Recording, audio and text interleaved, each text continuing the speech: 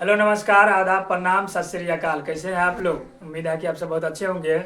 और आज के क्लास में आज हम लोग क्लास 10th के फिजिक्स का जो हमारा चैप्टर चल रहा है इलेक्ट्रिसिटी, ठीक है, उसी का हम लोग लेक्चर नंबर 9 कंटिन्यू करने वाले हैं इस क्लास में, ठीक है। लेक्चर नंबर 8 में हमने इससे पहले लेक्चर नंबर 8 में न्यूमेरिकल बनाया था। उसमें कुल मिलाकर के आपका 1 से 10 तक न्यूमेरिकल बता दिए थे, ठीक है।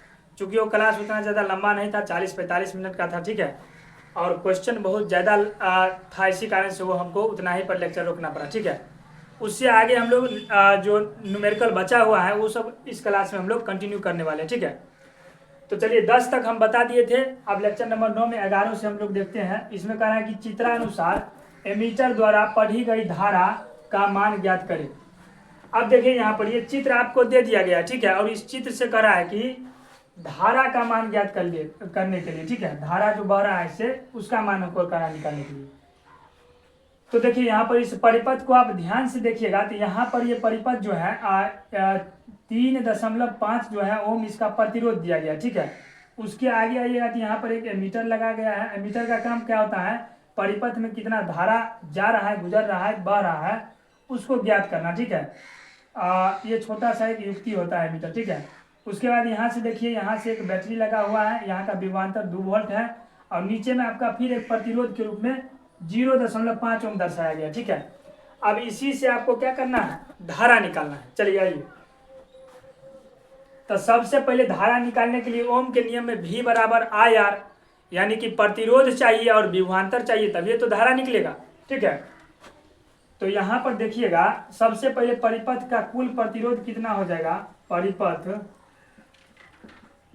का कुल प्रतिरोध,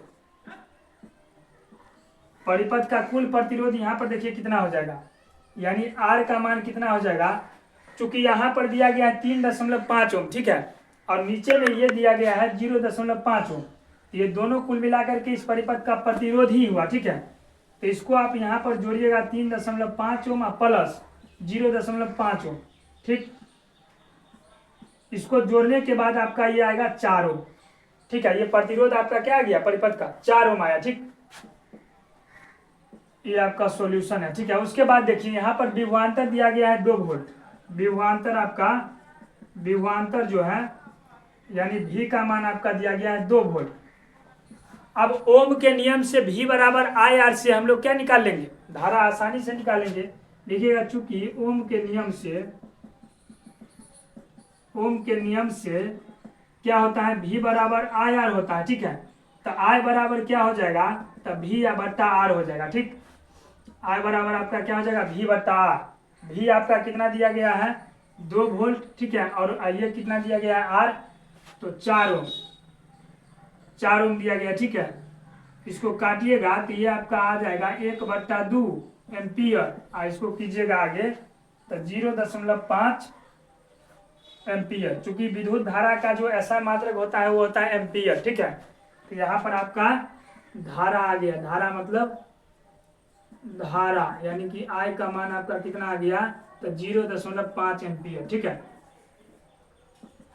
चलिए, छोटा सा सवाल था, उम्मीद है ये समझ गए होंगे, ठीक है। उसके बाद चलिए नेक्स्ट सवाल। यहाँ पर कह रहा है कि क्वेश्चन नंबर 12 में एमीटर A और वोल्टमीटर V चित्रानुसार जोड़े गए हैं। एमीटर यहाँ पर परिपथ में जोड़ा गया है, वोल्टमीटर यहाँ पर जोड़ा गया है, जिनके पठन क्रमशः 2 एम्पियर एवं 6 वोल्ट है। चूंकि एमीटर जो है ये धारा नापता है, तो इसलिए 2 एम्पियर दिया गया है, ठीक है यहाँ पर। और ये विभवांतर है 6 वोल्ट। तो इसमें करा R का मान, यानी कि प्रतिरोध का मान निकालने के लिए बस यही वाला प्रोसेस चलेगा, ठीक है। देखिए यहाँ पर सॉल्यूशन में इसके क्या होगा? चूंकि धारा का मान कितना दिया गया है, देखिए यहाँ पर धारा का मान, I का मान कितना दिया गया है? 2 एम्पियर, ठीक है। और यहाँ पर देखिए इसका विभवांतर हमारा कितना दिया गया है? 6 वोल्ट दिया गया है, ठीक है। विभवांतर यानी V का मान कितना दिया गया है? 6 वोल्ट, ठीक। धारा हो गया, उसका विभवांतर हो गया। तो ओम के नियम से हम लोग क्या जानते हैं? देखिए यहाँ पर फिर इसमें लिखिएगा, चूंकि ओम के नियम से क्या होता है? तो V बराबर IR होता है, ठीक है। चूंकि हमको निकालना है आर का मान, धारा का प्रतिरोध का, तो आर बराबर क्या हो जाएगा, तब भी या बट्टा में आई हो जाएगा। ठीक है, क्या हो जाएगा, भी बट्टा आर। आर बराबर भी कितना है 6 और बट्टा में आई कितना है 2। काटिएगा इसको तो आएगा 3 ओम। ठीक है, इसलिए आपका जो प्रतिरोध निकल करके आएगा वो 3 ओम आ जाएगा। ठीक है, तो उम्मीद है कि क्वेश्चन नंबर 11 और 12 आसानी से समझ गए होंगे। ठीक है, चलिए अब ये लिखिए। अब नेक्स्ट क्वेश्चन नंबर 13 पर चलते हैं। ठीक है, उतारिए इसको।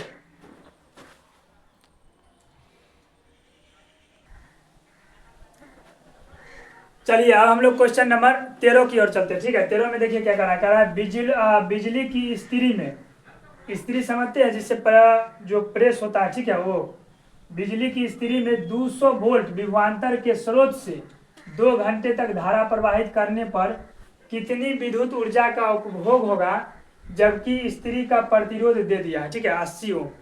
यानी जो जो पहले दिया है उस चीज को आप लिख लीजिए। अब उसके बाद आपको निकालने के लिए क्या बोल रहा है वो चीज लिख लीजिए। ठीक है, उसके बाद वहां तक पहुंचेंगे कैसे उस चीज का आप आकलन अपने दिमाग में कीजिए। ठीक है, यही आप न्यूमेरिकल बनाने का जो है मूल मंत्र है। ठीक है, देखिए बिजली की स्त्री में इतना विभवांतर आपका दिया गया है। ठीक है, विभवांतर आपका दिया गया है। भी का मान कितना है 200 वोल्ट। ठीक है, विभवांतर के स्रोत से 2 घंटे तक धारा प्रवाहित। टी का मान दिया गया है, समय बगल में लिख लीजिएगा, समय जो है टी का मान आपका 2 घंटा दिया गया। ठीक है, विद्युत ऊर्जा का उपभोग होगा जबकि स्त्री का प्रतिरोध दे दिया है। ठीक है, प्रतिरोध का मान यानी आर का मान आपका दिया है 80 ओम। अब विद्युत ऊर्जा बोल रहा है निकालने के लिए, विद्युत ऊर्जा बराबर क्या होगा। तो देखिए विद्युत ऊर्जा निकालने के लिए सबसे पहले आपको विद्युत धारा चाहिए। ठीक है, उसके बाद विद्युत शक्ति चाहिए, क्योंकि विद्युत ऊर्जा बराबर होता है शक्ति गुने समय। तो सबसे पहले आपको शक्ति निकालना पड़ेगा। शक्ति निकालने से पहले आपको शक्ति का क्या फॉर्मूला होता है, तो विभवांतर गुने विद्युत धारा। तो विद्युत धारा पहले निकालना पड़ेगा। ठीक है, देखिए यहाँ पर लिखिएगा, चूंकि ओम के नियम से, ठीक है, ओम के नियम से क्या होता है, भी बराबर आई आर होता है। ठीक है, तो चूंकि धारा निकालना है तो आपका धारा निकालना है तो भी बट्टा आर हो जाएगा। ठीक है, धारा बराबर आई बराबर आपका कितना आ जाएगा, भी का मान आपका 200 वोल्ट है। ठीक है, तो 200 बट्टा में आर का मान आपका है 80। काटिएगा इसको, फिर 4 से काटिएगा तो 5 चौका 20 और 4 दूना 8, 2 चौका 8, 5 चौका 20 और 2 चौका 8, यानी कि आपका धारा जो निकल करके आया आई बराबर वो आया आपका 5/2 एम्पियर। ठीक, अब देखिए विद्युत धारा चूंकि निकल चुका है तो हम शक्ति आसानी से निकाल सकते हैं। ठीक है, देखिए P बराबर विद्युत शक्ति, यानी P बराबर होता है फॉर्मूला V गुने I। क्या होता है, V गुने I। तो V का मान आपका कितना दिया गया है, V का मान दिया गया है 200 और गुने I का मान 5/2 अभी जस्ट निकाले हैं। 2 से इसको काटिए, 100 बार में कटेगा, 100 गुने 5 कीजिएगा तो 500 आएगा। ठीक है, 500 वाट आएगा। ठीक, P का मान, चूंकि हमको विद्युत ऊर्जा निकालना है, विद्युत शक्ति निकाल लिया, विद्युत ऊर्जा बराबर फॉर्मूला क्या होता है, इसको इस साइड देखिएगा। ठीक है, विद्युत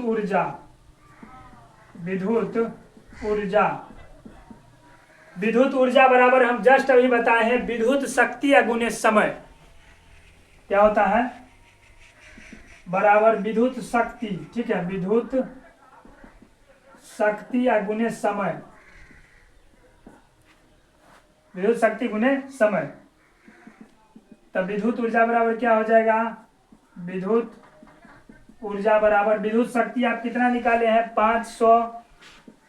500 गुने समय आपका कितना दिया गया है, देख लीजिए ऊपर में दिया है 2 घंटा। तो 2 घंटा यानी विद्युत जो ऊर्जा निकल करके आएगा आपका, विद्युत ऊर्जा वो 1000 वाट घंटा आएगा, ठीक है, वाट घंटा। और 1000 वाट घंटा को अगर हम लोग किलो वाट घंटा में चेंज करेंगे तो आपका विद्युत ऊर्जा जो आएगा, विद्युत ऊर्जा वो आएगा 1 किलो वाट घंटा, ठीक। तो इस सवाल में हम किस तरह से डोरी पकड़ करके लास्ट में जो बोल रहा था निकालने के लिए निकाल दिए, वो आप देख लिए, ठीक है।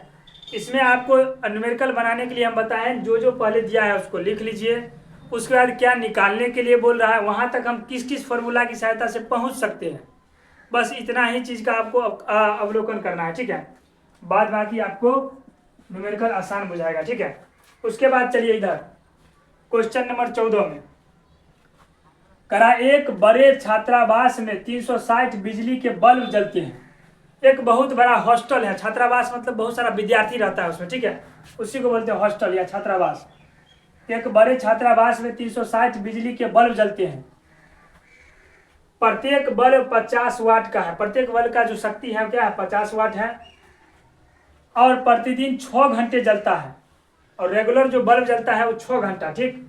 विद्युत ऊर्जा का मूल्य ज्ञात करें, इसमें बोल रहा है आपको विद्युत ऊर्जा निकालने के लिए, ठीक है। यदि 40 पैसे प्रति यूनिट हो तो 30 दिनों के महीने के लिए बिजली का बिल कितना आएगा। सबसे पहले तो विद्युत ऊर्जा का बोल रहा है मूल्य ज्ञात करने के लिए, तो पहले विद्युत ऊर्जा पहले निकालना पड़ेगा, तब ना उसका मूल्य ज्ञात कीजिएगा, ठीक है। अब देखिए यहाँ पर इस सवाल को हम बनाना शुरू करते हैं। एक बड़े छात्रावास में 360 बिजली के बल्ब जलते हैं। बल्बों की कुल संख्या, पहले लिखिएगा, बल्बों की कुल संख्या, बल्बों की कुल संख्या आपका कितना है, 360, इतना बल्ब जलता है। प्रत्येक बल्ब इतना वाट का है, प्रत्येक बल्ब की शक्ति, प्रत्येक बल्ब की शक्ति कितना है, 50 वाट। तो 360 बल्ब का टोटल शक्ति कितना हो जाएगा, तो लिखिएगा कुल बल्बों की शक्ति, कुल बल्बों की शक्ति, कुल बल्ब का शक्ति जो हो जाएगा वो 360 गुने 50, ठीक है, W मतलब वाट, ठीक है। तो 360 गुने 50 की जगह डबल 0, 6 5 30 के 0, 5 या 15 3 18, 18,000 वाट आएगा, ठीक। 18,000 वाट आप कुल बल्ब का शक्ति निकाल लिए, ठीक है। अब चूंकि महीने भर का निकालना है ना, तो देखिए यहाँ पर करा प्रतिदिन 6 घंटे जलता है, ठीक है, और महीने में 30 दिन जलता है।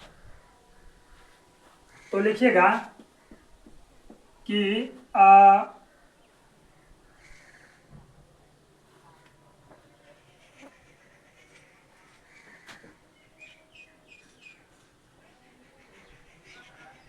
लिखिएगा बल्बों द्वारा, ठीक है, बल्बों द्वारा उपभोक्त कुल ऊर्जा, कुल ऊर्जा वो कितना हो जाएगा। चूंकि देखिए इतना तो बल्ब का शक्ति हो गया, ठीक है। तो अभी देखिए जस्ट निकाले हैं कि विद्युत ऊर्जा बराबर क्या होता है, तो विद्युत शक्ति गुने समय, शक्ति आपका कितना है 18,000, ठीक है, गुने समय। देखिए पहले तो 6 घंटा जलता है, वो भी 30 दिन, तो दोनों 30 दिन जलता है, 30 दिन में भी 6 घंटा जलता है, ठीक है। तो आपका कुल ऊर्जा कितना हो जाएगा, तो आपका कुल ऊर्जा देखिए 18,000 गुने में 6 तरीके 18, 180, तो 18 का वर्ग होता है 324, उस पर 4 गो जीरो, 3 गो जीरो यहाँ से, 1 जीरो यहाँ से, इतना आपका वाट घंटा आ गया, ठीक है। अब वाट घंटा आ गया, तो वाट घंटा को हम लोग किलो वाट घंटा में चेंज कर लेते हैं। अच्छा, किलो वाट घंटा में क्यों चेंज करेंगे, चूंकि 1 किलोवाट घंटा हमारा 1 यूनिट के बराबर होता है, और 1 यूनिट का खर्चा आपका दे रखा है, देखिए यहाँ पर 40 पैसा, ठीक है। तो किलोवाट घंटा में इसको कन्वर्ट कीजिएगा तो 1000 से भाग दे दीजिए। देखिए यहाँ पर 32, 40 और पर 3 गो जीरो, बट्टा में 1000, ठीक। ये 3 गो जीरो काटे, 3 गो जीरो काटे, तो आपका 32 40 वाट, सॉरी किलोवाट घंटा आ गया। ठीक है, इतना आपका बल्बों द्वारा जो उपभोग्य कुल ऊर्जा है वो इतना है। ठीक, अब सुनिए, ये तो ऊर्जा निकाल लिए आप, ये क्या निकाल लिए, ऊर्जा। अब फिर कह रहा है कि बिजली का बिल कितना आएगा, बिल निकालना है। अब लिखिएगा, चूंकि 3240 किलोवाट घंटा बराबर क्या होता है, तो 3240 यूनिट, क्योंकि 3240 किलो वाट घंटा जो है ना वो इतना यूनिट के बराबर हो जाएगा। एक यूनिट आपका 1 किलोवाट घंटा के बराबर, तो इतना यूनिट इतना किलोवाट घंटा के बराबर। ठीक है, अब इतना यूनिट का आपको खर्चा निकालना है, 1 यूनिट का दिया गया है, तो आप आसानी से आप निकाल दीजिएगा। देखिए यहाँ पर लिखिएगा, चूंकि 1 यूनिट का खर्च बराबर 0.40 रुपया। ठीक, तो आपका 3240, इसलिए 3240 यूनिट का खर्च जो आएगा वो कितना आएगा, तो 3240 गुने 0.40। इसको कीजिएगा तो ध्यान से देखिए, इसको काटिएगा तो यहाँ 100 उतरेगा, ये 0 से 0 गया, 0 से ये 0 गया, 4 चौका 16 का 6 हाथ बाकी 1, 4 दूना 8, 1 9 और 4 तिया 12, यानी 1296 रुपया आपका आ गया। कुल मिलाकर के कहा जाए तो उस हॉस्टल में जो है महीने के अंत में 30 दिनों के अंत में आपका 1296 रुपया का महीना बिजली बिल आता होगा। ठीक है, उम्मीद है कि ये सवाल आपको समझ में आ गया होगा। इसमें भी कुछ नहीं था, इसमें सबसे पहले बल्ब का संख्या दिया गया था। ठीक है, 360, एक बल्ब का शक्ति दिया था, 100 बल्ब की शक्ति इतने निकाल लिए। ठीक है, अब बल्ब द्वारा उपभोक्त कुल ऊर्जा, ऊर्जा बराबर क्या होता है, शक्ति गुने समय। शक्ति आपका इतना निकला है, समय कितना है 30 गुने 6, इसको कीजिएगा कितना वाट घंटा आया, कन्वर्ट कर दिए किलोवाट घंटा में, क्यों किए थे, चूंकि यहाँ पर चूंकि यूनिट जो होता है 1 यूनिट 1 किलोवाट घंटा के बराबर होता है, तो आपका इतना यूनिट आया, 1 यूनिट का रुपया इतना है, तो इतना यूनिट का क्या होगा, इतना होगा 1296। चलिए, उम्मीद है कि ये दोनों सवाल आप समझ गए होंगे। चलिए अब नेक्स्ट सवाल पर चलते हैं, तब तक इसको उतारिए।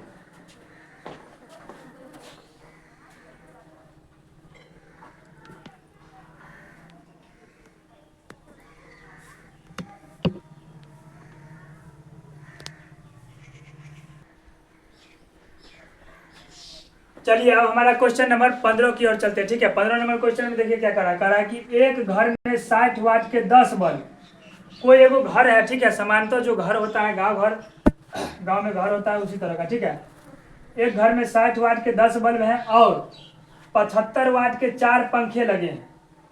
60 वाट के 10 गो बल्ब है। ठीक है, और 75 वाट के 4 गो पंखा लगा है। यदि ये प्रतिदिन 6 घंटे तक व्यवहार में लाए जाए, यानी दोनों पंखा और बल्ब दोनों जलता है, वो भी दिन में 6 घंटा। ठीक है, तो प्रति यूनिट 1 रुपया की दर से 30 दिनों में कितना भुगतान करना होगा। ये भी आसानी है, लेकिन यहाँ पर देखिए आपके बुक में जो है ना अलग अलग करके बनाया गया है। पहले आप पंखा का ऊर्जा निकाल लीजिए। ठीक है, और फिर उसके बाद 1 दिन का, और फिर उसके बाद पंखा, उसके बाद बल्ब का निकाल लीजिए, दोनों को 1 दिन का जोड़ दीजिए कि कितना ऊर्जा खा रहा है। फिर उसके बाद 30 दिन का निकाल लीजिए, और उसके बाद उसको किलोवाट घंटा में चेंज करके और फिर अपना यूनिट 1 रुपया है तो जितना आ जाएगा उतना ही होगा। ठीक है, देखिए यहाँ पर सबसे पहले हम लोग क्या करते हैं, बल्ब का निकालते हैं। केस नंबर फर्स्ट देखिएगा, करा एक घर में 60 वाट के 10 बल्ब। ठीक है, बल्ब की संख्या आपका कितना है, 10। ठीक है, और एक बल्ब की शक्ति, एक बल्ब की आपका शक्ति कितना दिया गया है, आपका 60 वाट है। ठीक, 10 बल्ब और 75 के 4, तो इसका पहले निकाल लीजिए कुल शक्ति। कुल शक्ति क्या हो जाएगा, कुल शक्ति जो होगा वो P बराबर क्या हो जाएगा, तो 10 गुने 60, तो 600 वाट आ जाएगा। अब वाट से हम लोग किलोवाट घंटा में चेंज करने के लिए इसको क्या करेंगे, 1000 से भाग देंगे। ठीक है, देखिए यहाँ पर इसको 600 वाट लिखिए या, और हम क्या लिख सकते हैं, या 600 बट्टा में 1000, दो जीरो काटे, उसके बाद 6/10, समझ लीजिए 6/10 किलोवाट घंटा आया। और ये जलता कितना है, समय कितना दिया गया है, समय यानी टी का मान आपका 6 घंटा दे दिया है, ठीक है, 6 घंटा आपका ये दे दिया है। तो एक दिन में उपभोक्त ऊर्जा कितना हो जाएगा इसका, देखिए यहाँ पर, एक दिन में यानी बल्ब की उपभोक्त ऊर्जा, ठीक है, बल्ब द्वारा उपभोक्त ऊर्जा, एक दिन में बल्ब द्वारा उपभोक्त ऊर्जा जो हो जाएगा आपका, वो क्या होगा, वो आपका हो जाएगा 6/10 गुने, चूंकि एक दिन में वो कितना टाइम जो है जलाता है बल्ब, 6 घंटा, ठीक है, तब गुने 6 कीजिएगा तो 36/10 किलोवाट घंटा आएगा। चूंकि किलोवाट घंटा में हम पहले ही चेंज कर लिए हैं, ठीक है, तो ये किलोवाट घंटा ही आएगा, ठीक। अब एक दिन का बल्ब का ऊर्जा निकाल लिए, ठीक है, अब एक दिन का जो है ने आप पंखा का भी निकालिए, ठीक। चलिए इसके नीचे लिखिएगा केस नंबर 2, केस नंबर 2 लिखिएगा कि डायरेक्ट लिखिए बल्ब द्वारा, या बल्ब की संख्या लिख लीजिए, नॉर्मल बल्ब, सॉरी पंखा निकाल रहे हैं, पंखा की संख्या, पंखा की संख्या कितना है, 4 गो पंखा है, 4 पंखा है तो 4, और एक पंखे की शक्ति कितना है, एक पंखे की शक्ति, एक पंखे की शक्ति आपका 75 वाट है, ठीक है। तो पंखे की कुल शक्ति कितना हो जाएगा, कुल शक्ति, कुल आपका शक्ति जो हो जाएगा वो हो जाएगा 4 गुने 75, तो 75 दूना 150 दूना 300, 300 वाट आएगा, ठीक।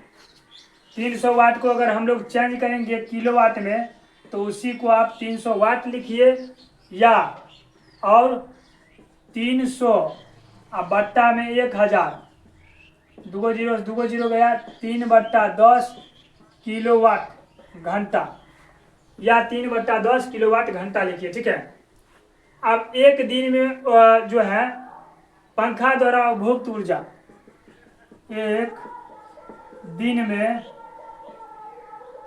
एक दिन में पंखा द्वारा उपभोक्त ऊर्जा, एक दिन में पंखा द्वारा उपभोक्त ऊर्जा कितना हो जाएगा, तो आपका देखिए 3/10 गुने, चूंकि एक दिन में आपका ये कितना जलाता है, 6, तो 6 3 18 बट्टा में 10, इतना किलोवाट घंटा आएगा, ठीक। अब एक दिन में ये दोनों मिला करके कितना ऊर्जा खर्चा कर रहा है वो जोड़ दीजिए, लिखिएगा एक दिन में बल्ब तथा पंखा द्वारा उपभोक्त कुल ऊर्जा, एक दिन में पंखा और बल्ब द्वारा उपभोक्त कुल ऊर्जा क्या हो जाएगा, तो देखिए यहाँ पर आया है आपका उसका 36/10, 36/10 प्लस इसका एक दिन का आया 18/10, इसको कीजिएगा तो 10 तो 10 ही रहेगा, और 8 8 6 14 4 हाथ बाकी 1 3 1 4 1 5, 54/10 आ गया ये, ठीक है, इतना आपका किलोवाट घंटा आ गया, ठीक, 54/10 किलोवाट घंटा।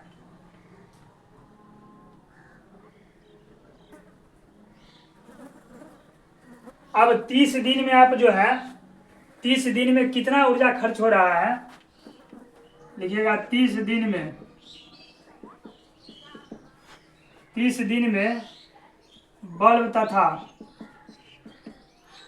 पंखा द्वारा, ये आपका आया एक दिन के दोनों मिला करके, ठीक है, 10 थोड़ा ऊपर कर लीजिए, 36/10, पंखा बल्ब तथा पंखा द्वारा उपभोक्त कुल ऊर्जा बराबर तो 54/10 गुने में आपका आ जाएगा 30 दिन कर रहे हैं तो 30, ये से ये गया 4 या 12 के 2 हाथ बाकी 1 और 5 या 15 16 162 किलोवाट घंटा। ये यानी बल्ब और जो है पंखा दोनों मिला करके 30 दिन में इतनी ऊर्जा खत्म कर रहा है, ठीक है। चूंकि 1 यूनिट का दाम 1 रुपया है और 1 यूनिट बराबर होता है 1 किलोवाट घंटा। लिखिएगा चूंकि 1 यूनिट बराबर 1 किलोवाट घंटा, तो 162 यूनिट बराबर 162 किलोवाट घंटा। अब 1 यूनिट का दाम कितना दिया गया है, तो 1 रुपया दिया गया है। चूंकि 1 यूनिट बराबर आपका दिया गया है 1 रुपया, तो 162 यूनिट बराबर 162 रुपया। ठीक, कहने का मतलब उस घर में पंखा और बल्ब, ठीक है, पंखा और बल्ब दोनों जलाइएगा 30 दिन तक, तो आपको जो बिल आएगा लास्ट में वो आपका 162 रुपये आएगा। ठीक है, चलिए उम्मीद है कि समझ गए होंगे। कुछ नहीं किए हैं, एक बल्ब का पहले हम लोग संख्या दिया था, शक्ति दिया था, पूरा शक्ति निकाल लिए, उसको चेंज कर दिए किलोवाट घंटा में। समय दिया था, विद्युत ऊर्जा बराबर होता है विद्युत शक्ति गुने समय। बस 1 दिन का इसका निकाले, 1 दिन का इसका निकाले, दोनों का 1 दिन का जोड़ दिए हैं, इतना आया, और 30 दिन का फिर निकाल दिए। उसके बाद हम लोग किलोवाट घंटा को यूनिट में चेंज करके रुपया निकाल लिए। ठीक, चलिए अब हम लोग नेक्स्ट क्वेश्चन पर चलते हैं, तब तक इसको लिखिए।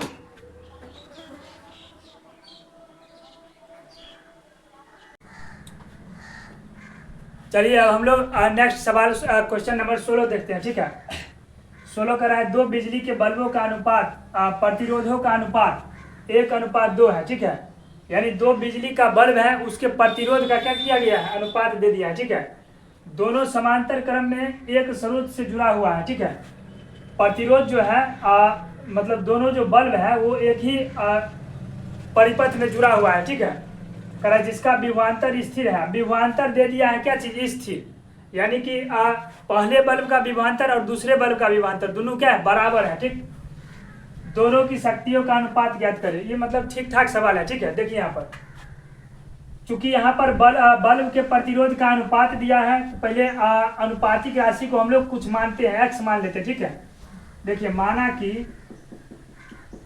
कि अनुपातिक राशि, ठीक है, अनुपातिक राशि को हम लोग क्या मान लिए, x। तो पहले बल्ब का प्रतिरोध क्या आएगा, R1 बराबर x, यानी पहला का प्रतिरोध लिखिएगा, प्रतिरोध R1 बराबर क्या, x, तथा R2 बराबर, क्योंकि यहाँ पर x इसलिए माने हैं क्योंकि एक x पहला प्रतिरोध दिया है 1, तो हम अनुपातिक राशि x माने तो 1 गुने x की जगह x ही आएगा। ठीक है, तथा दूसरा प्रतिरोध, पहला प्रतिरोध तो ये हो गया, पहला प्रतिरोध तथा दूसरा प्रतिरोध, यानी कि दूसरा प्रतिरोध R2 का अनुपात कितना दिया गया है, 2 दिया गया है, तो 2x मानेंगे। ठीक है, अब चूंकि इसमें देखिए कह रहा है कि शक्तियों का अनुपात ज्ञात करने के लिए, ठीक है, शक्ति बराबर क्या होता है, आप एक फॉर्मूला पढ़े होंगे, शक्ति यानी कि पावर यानी P बराबर V² R, जहां पर V आपका विभवांतर है और R आपका क्या है, प्रतिरोध है। ठीक है, और एक चीज और यहाँ पर दिया गया है कि दोनों समांतर क्रम में एक स्रोत से जुड़ा है जिसका विभवांतर क्या है, स्थिर है।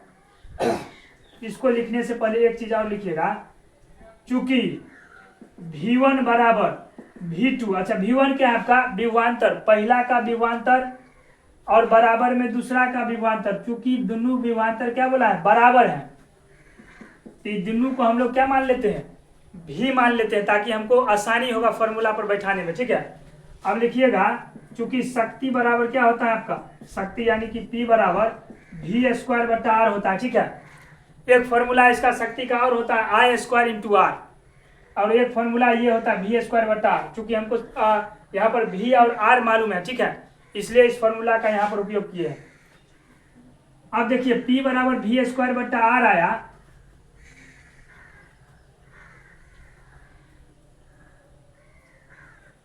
तो अगर हम लोग P1 निकाले, ठीक है, पहले का शक्ति निकाले, क्योंकि शक्तियों का अनुपात बोला है निकाले, तो P1 बराबर आपका क्या हो जाएगा, V1 का स्क्वायर बट्टा में R1 का स्क्वायर, ठीक है। अच्छा, चूंकि V1 लिखे हैं तो इसको हम लोग क्या लिख सकते हैं, P1 जो है, P1 बराबर हम लोग ये लिख सकते हैं, इसके आगे का प्रोसेस ये है, ठीक है। अच्छा, इसको इधर नीचे लिखिए, देखिए P1 बराबर आप क्या लिखिएगा, V1 चूंकि किसके बराबर लिए हैं, V के बराबर, तब V स्क्वायर बट्टा R1 लिखिएगा। ये समीकरण फर्स्ट हो गया, ठीक। चूंकि V1 और V2 दोनों आपस में बराबर है किसके, V के, तब V1 के जगह हम लोग V का डायरेक्ट स्क्वायर लिखे।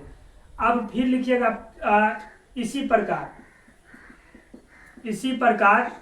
प्रकार हम लोग P2 क्या लिख सकते हैं, तो V स्क्वायर बट्टा में R2, ठीक है। अच्छा, यहाँ पर देखिए V डायरेक्ट लिख दिए, क्यों, क्योंकि V1 और V2 आपस में बराबर है किसके, V के, इसलिए डायरेक्ट हम P2 बराबर V स्क्वायर बट्टा R2 लिख दिए हैं। अब ये बोला है शक्तियों का अनुपात, यानी P1 बट्टा P2 बोल रहा है निकालने के लिए, ठीक है। यहाँ पर देखिएगा P1 बट्टा क्या निकालना है हमको, P2, यानी अब P1 बट्टा में P2 आपको निकालना है। तो P1 का मान आपको कितना दिया गया, V स्क्वायर बट्टा में V स्क्वायर बट्टा में R1, तो V स्क्वायर बट्टा में R1 ये P1 हुआ, अब बट्टा P2 कितना है, तो V स्क्वायर बट्टा में R2, V स्क्वायर बट्टा में R2 है ये, ठीक है। अब यहाँ पर आपका हो जाएगा P1 बट्टा में P2 बराबर P1 बट्टा P2, इसको कीजिएगा, ये V स्क्वायर बट्टा R1 गुने, इसको ऊपर ले जाइएगा तो R2 ऊपर जाएगा, अब V स्क्वायर क्या होगा, नीचे रहेगा, ठीक है। आप देखिए P1 बट्टा P2 आपका कितना आएगा, चूंकि V स्क्वायर बट्टा R1, V का मान आपको V स्क्वायर का V स्क्वायर होता है, ठीक है, क्योंकि V1 और V2 उसके बराबर है, इसको आप आराम से काट सकते हैं। P1 बट्टा P2 बराबर आएगा R2 बट्टा में R1। अब P1 बट्टा P2 आपका कितना आता है, R2 का मान आपका कितना है, तो 2x है, ऊपर में 2x दीजिए, बट्टा में R1 का मान x है, x से x गया तो नीचे में 1 आएगा, तो P1 बट्टा P2 बराबर आपका आ गया 2/1, अनुपात में लिखिएगा तो P1 अनुपात P2 बराबर आपका 2:1 आएगा, ठीक है, क्योंकि बट्टा को हम लोग अनुपात में लिख सकते हैं, ठीक है। तो ये P1 मतलब क्या, पावर 1, यानी कि पहला बल्ब का शक्ति और दूसरा बल्ब के शक्ति का अनुपात आपका आ गया ये, ठीक है। चलिए, बहुत हल्का सवाल था, सिर्फ आपको ये फॉर्मूला पता होना चाहिए, बाद बाकी वो सब कुछ तो दे ही रखा है, ठीक है।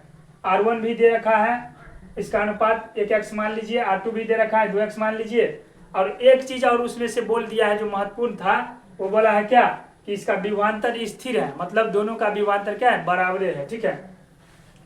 उसके बाद फॉर्मूला में बैठा करके P1 P2 निकाल लीजिए, आप बट्टा कर दीजिए, अनुपात निकल जाएगा, ठीक। चलिए हम नेक्स्ट सवाल है, एक विद्युत बल्ब का प्रतिरोध 400 ओम है। अच्छा, प्रतिरोध दिया गया है विद्युत बल्ब का, ठीक है। देखिए, बल्ब का प्रतिरोध यानी R का मान आपका 400 ओम दे दिया है, ठीक, तथा यह 0.5 एम्पियर की धारा प्राप्त करती है, और यह इसमें धारा का मान भी दे दिया है, धारा यानी I का मान आपका दे दिया है 0.5 एम्पियर, ठीक है। तो उस बल्ब की शक्ति ज्ञात करें, पहले तो शक्ति बोल रहा है निकालने के लिए, तथा सिरों के बीच का विभवांतर बताए, और उसके बाद विभवांतर भी बोल रहा है निकालने के लिए। सबसे पहले आपको शक्ति बोल रहा है निकालने के लिए क्या होगा, और उसके बाद विभवांतर बोल रहा है, ठीक है, विभवांतर यानी V का मान आपको बोल रहा है। तो चूंकि देखिए एक फॉर्मूला आपको मालूम होगा, P बराबर जब I और R यानी विद्युत धारा और प्रतिरोध आपको मालूम है, तो शक्ति बराबर होता है I स्क्वायर इंटू में R प्रतिरोध, ठीक है, यानी विद्युत धारा का वर्ग गुने में प्रतिरोध। चूंकि लिखिएगा शक्ति P बराबर I स्क्वायर इंटू में R, ठीक है। तब P बराबर आपका I स्क्वायर यानी कि I का मान 0.5 5 स्क्वायर इंटू में आर का मान 400 है ओम, ठीक है। तब P बराबर आपका आ जाएगा 0.25 और गुने में 400 कीजिएगा, इसको उड़ाइएगा तो यहाँ नीचे 100 आएगा, ठीक है। 400 जीरो दो जीरो से 2 जीरो यहाँ पर उड़ा दिए, 25 चौका 100, P बराबर आपका 100 वाट आया, ठीक। यानी आपका शक्ति जो निकल करके आ गया, वो बोल रहा था शक्ति निकालने के लिए, तो शक्ति आपका आ गया कितना 100 वाट। अब इसमें बोल रहा है सिरों के बीच विभवांतर, तब V बराबर एक फॉर्मूला होता है, ठीक है। ओम के नियम वाला फॉर्मूला आपको याद होगा, V बराबर आया, ठीक है। देखिए यहाँ पर लिखिएगा ओम के नियम से, ठीक है। ओम के नियम से या डायरेक्ट लिखिएगा दो सिरों के बीच विभवांतर, विभवांतर बोल रहा है यहाँ पर पहले लिखिएगा दो सिरों के बीच विभवांतर, ठीक है, विभवांतर। यानी V बराबर आपका होता है आर। अच्छा, V बराबर आर ओम के नियम का फॉर्मूला है, ठीक है, तो पता ही आपको। तो V बराबर आपका I कितना निकला है, I पहले से ही 0.5 दिया गया है, ठीक है। I में R का मान आपका 400 दिया गया है, ठीक है। तो V बराबर आपका आ जाएगा कितना, ये उड़ाइएगा तो ये 10, ये से ये गया 0 से 0, अब 4 5 20, यानी 200 वोल्ट आया, ठीक है। यानी दो सिरों के बीच विभवांतर, अतः दो सिरों के बीच विभवांतर 200 वोल्ट है, ठीक है। चलिए, तो उम्मीद है कि क्वेश्चन नंबर 16 और क्वेश्चन नंबर 17 आप आसानी से समझ गए होंगे, ठीक है। ये फिलहाल 17 नहीं है, ठीक है, ये आपका 18 है। 17 में एक सवाल है, ठीक है, उसको हम ये सब सवाल करने के बाद बनाते हैं, वो थोड़ा ठीक लेवल का सवाल है, ठीक है, इसलिए उसको छोड़ दिए।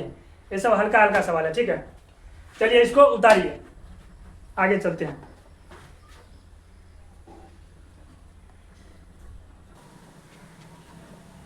चलिए हम लोग क्वेश्चन नंबर 19 को देखते हैं, ठीक है। 19 में कह रहा है कि एक टॉर्च बल्ब का विभवांतर 3 वोल्ट है, ठीक है। तो वो कोई टॉर्च है, उसका विभवांतर दे रखा है, ठीक है, बल्ब का, तथा यह 0.4 एम्पियर की धारा प्राप्त करता है। अच्छा, यह जो टॉर्च है, ठीक है, उसमें धारा जो बह रहा है 0.4 एम्पियर का धारा बह रहा है, ठीक है।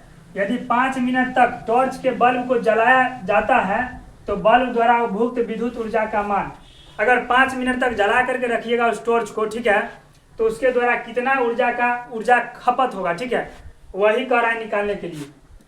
तो देखिए यहाँ पर इसके सॉल्यूशन में सबसे पहले बल्ब का जो विभवांतर है, ठीक है, टॉर्च बल्ब का विभवांतर कितना दिया गया है, विभवांतर यानी V का मान आपका दिया गया 3 वोल्ट, ठीक है, और धारा का मान दिया गया है जो है पहले वो लिख लीजिए। धारा यानी I का मान जो है आपका दिया गया है 0.4 एम्पियर, ठीक। यदि 5 मिनट और समय भी दे दिया है, समय यानी T का मान आपका कितना दिया है, तो T का मान दिया है 5 मिनट।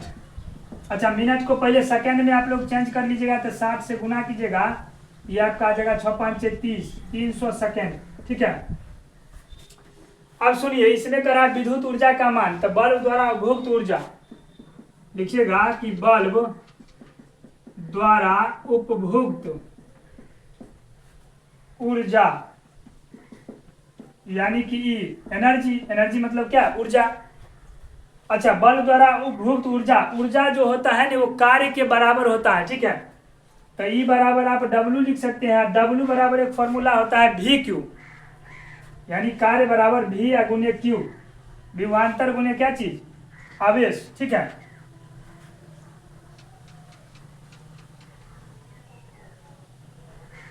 अब देखिए W बराबर VQ आया, W मतलब ऊर्जा बराबर VQ, तो E बराबर W बराबर V या गुने Q आया, तो W बराबर V या गुने क्यू के जगह क्यू बराबर एगो फॉर्मूला होता है, चूंकि देखिए क्यू का मान तो हमको मालूम ही नहीं है। यहाँ पर ध्यान देखिए, थोड़ा दिमाग लगाइए कि क्यू का मान तो हमको इसमें पते नहीं है।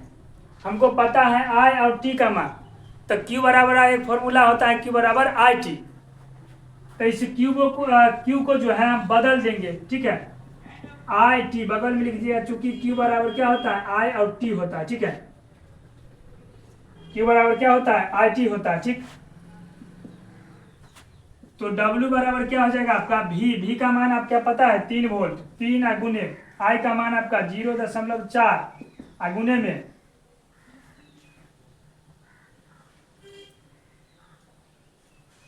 उसके बाद जो है T का मान आपका कितना है 300। इसको जब काटिएगा तो 10 आएगा, यहाँ से यहाँ काटिएगा तो W बराबर आपका 12 गुने 30, तो W बराबर 12 36, 360 आ जाएगा, ठीक है।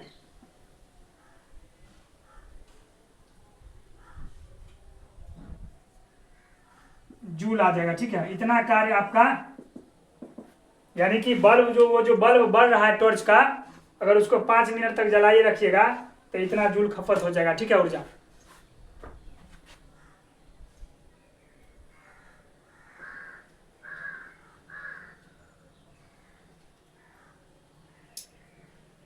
चलिए उसके बाद नेक्स्ट का क्वेश्चन देखते हैं। देखिए नेक्स्ट क्वेश्चन बीच में कह रहा है कि एक विद्युत हीटर के कुंडली का प्रतिरोध 50 ओम है, यानी विद्युत हीटर कोई है, ठीक है, उसके कुंडली का प्रतिरोध दे दिया। प्रतिरोध जो है पहले देखिए, प्रतिरोध यानी आर का मान आपका 50 ओम तथा 5 एम्पियर की धारा खींचता है। धारा का मान भी दे दिया है, यहाँ पर देखिए धारा आई का मान आपका 5 एम्पियर, ठीक है। यदि हीटर में 5 मिनट तक, अब समय का मान भी दे दिया है, समय 5 मिनट, टी का मान 5 मिनट, इसको चेंज कीजिएगा 5 मिनट को, तो 5 गुने 60, 6 5 30, 300 सेकेंड, ठीक है। 5 मिनट तक धारा भेजी जाए तो हीटर द्वारा मुक्त ऊर्जा का मान किलो जूल में बतावे। इसमें भी आपको ऊर्जा निकालना है, ठीक है, लेकिन किलो जूल में निकालना है। तो देखिए यहाँ पर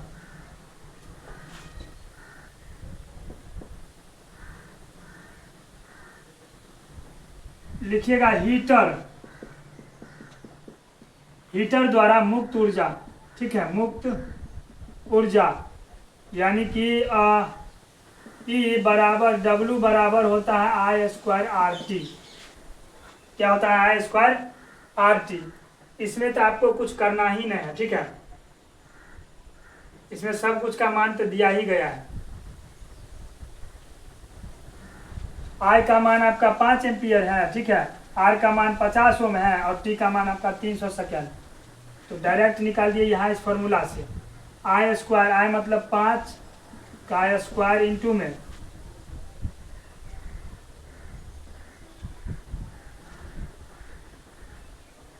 एक चीज यहाँ पर जूल के जगह जो है ना कार्य हम थोड़ी निकालें, यहाँ पर जो है ना आप ई कर दीजिएगा, ठीक है, ई बराबर जो है ना इतना वाट कर दीजिएगा, ठीक है। चूंकि देखिए कार्य हम कार्य नहीं निकाले हैं, कार्य जो है ऊर्जा के बराबर होता है, उस संबंध को बता करके हमको उसके फॉर्मूला का यूज किया, ठीक है। तो यहाँ पर आपका ऊर्जा इतना वाट आएगा, ठीक है, वो ठीक कर लीजिएगा। यहाँ पर देखिए तो 5 आई का मान कितना है, 5 का स्क्वायर गुने आर का मान 50 और गुने में टी का मान 300, 5 25 गुने 50 गुने 300, ठीक है। तो आपका ये आएगा कितना, देखिए यहाँ पर 25 5 125 होता है, उस पर 0 गुने में 300, 125 के 3 से गुना कीजिएगा तो 375 गुने में 3 गो 0, 1 2 3, ठीक है। अब ये तो इतना हमारा वाट आया, कितना हमारा वाट आ गया, ठीक है।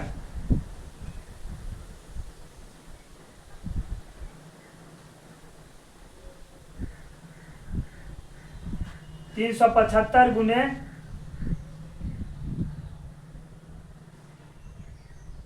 1000, ठीक है, यानी कि ये हमारा वाट आया। अगर इसको किलोवाट में कन्वर्ट करना रहेगा तो क्या करेंगे, 1000 से भाग देंगे, ठीक है। तो 375 गुने 1000 बट्टा में 1000, ये आपका कितना आ जाएगा, सही बना। आई का मान आपका 5 एम्पियर, ठीक है। 50, ठीक है। टी का मान आपका दिया गया 300, आई स्क्वायर आर टी, ठीक। तो 25 गुने 50 गुने 300, तो 375। 1000 से 1000 कट जाएगा, क्या आएगा, 375 किलो वाट, ठीक है।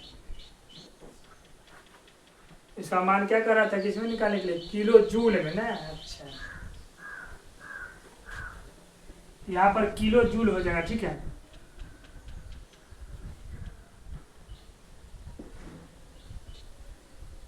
$375 किलो जूल, ठीक है, किलो जूल। चलिए इसको लिखिए, आपका निकल गया 375 जूल, ठीक है। 1 सेकंड रुक जाइए, उसे हमको हल्का सा डाउट बुझा रहा है, ठीक है।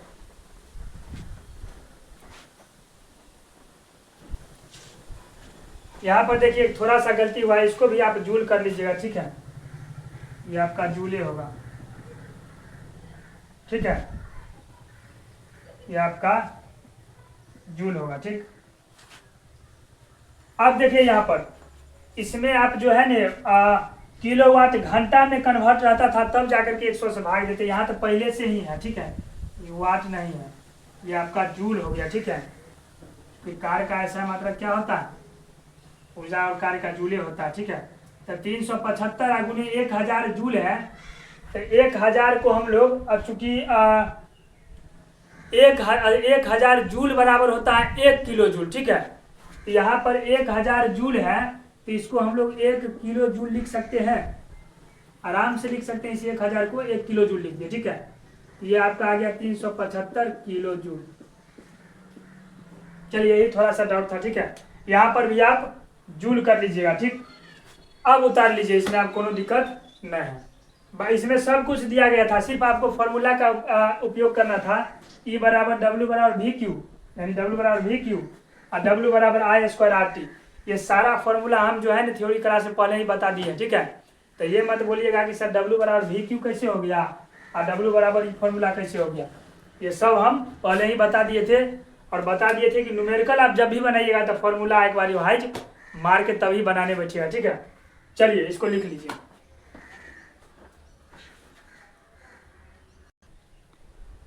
इसको यहाँ पर ही कर लीजिए, ठीक है। ये आपका ये है। चलिए अब नेक्स्ट सवाल पर चलते हैं हम लोग। चलिए इस लेक्चर का जो है ना एक सवाल रह गया था, ठीक है। वो सवाल हम अगले लेक्चर में बताएंगे, ठीक है। क्योंकि न्यूमेरिकल का आपका अभी 2 पार्ट और आएगा इस चैप्टर का, ठीक है। उसके बाद ये न्यूमेरिकल खत्म होगा। तो आज तक आज जो है यहाँ तक रहने देते हैं। वो सवाल जो बच गया वो अगले लेक्चर में हम लोग पढ़ेंगे, ठीक है। तब तक के लिए खुश रहिए, मस्त रहिए, मुस्कुराते रहिए, गुनगुनाते रहिए और हमारे साथ पढ़ते रहिए RKMS के ऑनलाइन लर्निंग प्लेटफॉर्म पर, ठीक है।